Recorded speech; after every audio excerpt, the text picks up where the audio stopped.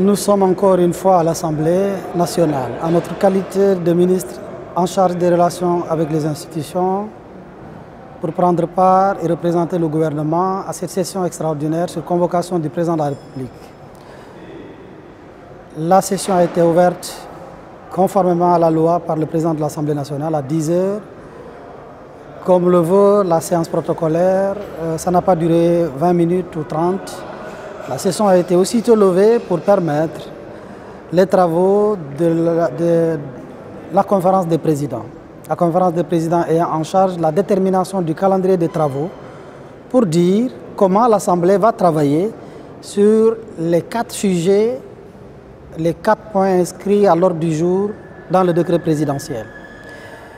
Effectivement, je viens d'assister, sans prendre la parole, naturellement, c'est comme ça que ça se passe, à la réunion de la conférence des présidents qui a retenu les travaux de commission ici à l'Assemblée qui se tiendront le samedi prochain de 9 h à 19 h, voire plus. Passeront à tour de rôle le ministère des Finances pour la loi de règlement 2022, le ministère des Affaires étrangères pour la loi portant ratification de la Convention de l'Union africaine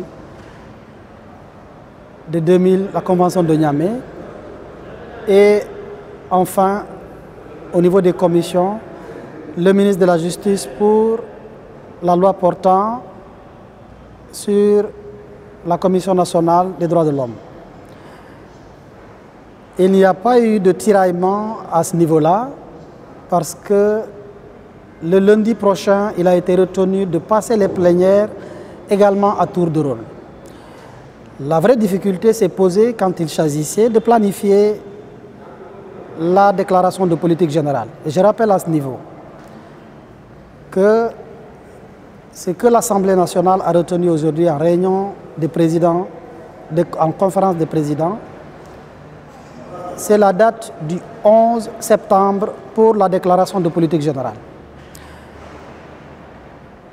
Rappelons à l'attention des Sénégalais et de l'opinion nationale et internationale que l'article 97 du règlement intérieur de l'Assemblée nationale indique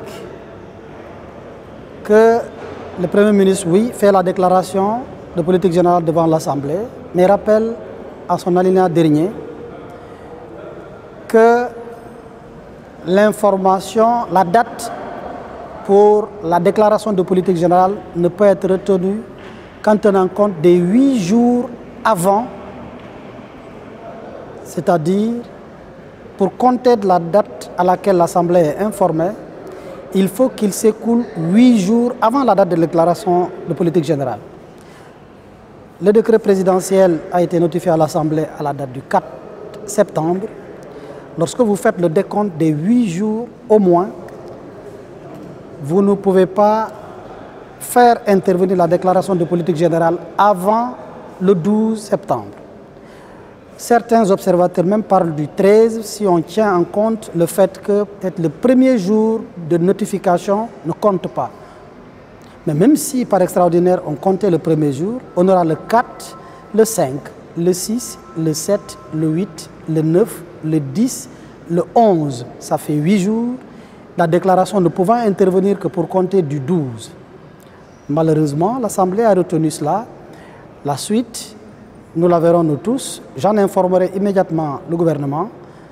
Et en attendant forcément que l'Assemblée nationale le fasse dans les courroies indiquées, en tant que ministre en charge des relations avec les institutions, j'en informerai immédiatement le gouvernement pour conduite à tenir. Mais la première observation, la plus importante, est cette date qui est retenue, qui nous paraît manifestement inconforme au règlement intérieur qui vient d'être récemment promulgué par le président de la République après que l'Assemblée nationale ait accepté de corriger l'impair qui était commis dans ce règlement intérieur. Telle est l'économie des différentes réunions qui se sont tenues ici à l'Assemblée nationale. La suite, tout le monde en sera informé.